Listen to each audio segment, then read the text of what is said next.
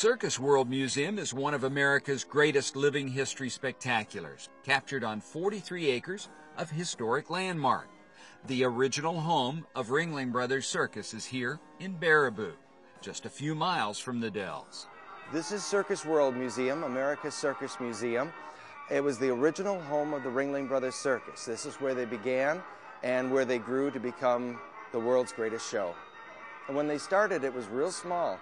They traveled on 9 buckboard farm wagons the first year, and all of the brothers did acts, played musical instruments in the band, set up, tore down, drove to the next city, a real hands-on experience. There were 5 brothers watching the business very closely, and they grew rather rapidly and became the #1 circus in America. There really aren't very many places that preserve circus history. It was a very important cultural thing in America. Circus really brought the culture and innovations, exotic animals, and incredible sights to people throughout America in a time before America was mobile. It brought civilization to people.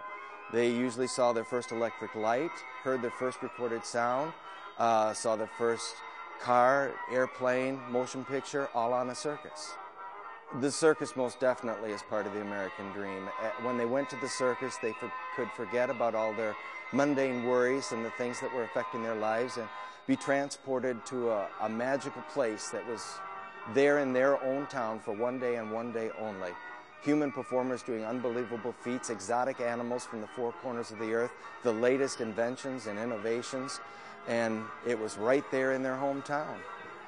Let's go back and talk about that trunk once more. You know that elephants have over 40,000 muscles in their trunk alone. They use it for everything. It's very amazing. They breathe through it, they eat with it, they drink with it. You've already seen they pick things up and put it in their mouth, or they'll scratch their stomachs with sticks if they can't reach them down there. But right now the girls are going to show you how they breathe through their trunks.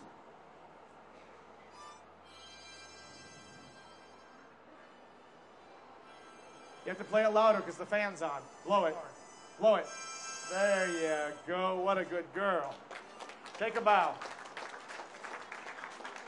We've got an elephant encounter where they explain how elephants are educated and cared for on the circus, and a number of smaller programs like the novelty instruments, which I just did here at Circus-World, Kids World Circus, which is interactive, and then a number of tours and other historical demonstrations, some with rail equipment, some showing the old buildings that were used by the Ringling-Brothers Circus, and much, much more.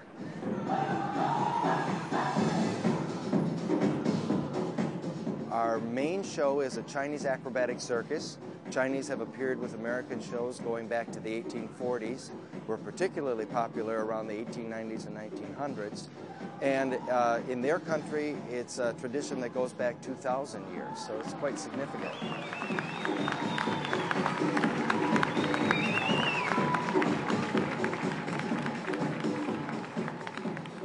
For a good clown makeup, you have to learn how to baby powder it or set your makeup.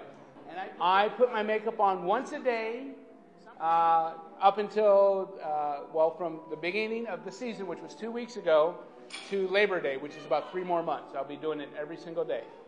It's really kind of interesting being a Ringling clown. This is the area where it started. It's where the 5 brothers started their circus way, way back, you know, in the 1800s. And just walking on this ground, it's, I want to say holy ground, but you know, that's not even it. It's just, you get there and you come into these barns and you can just feel your history, basically. Part of Americana, you know, it's the United States history right here. A circus started traveling overland, just regular farm wagons. But as people started turning out to see the circus come into town, they realized they had a good advertising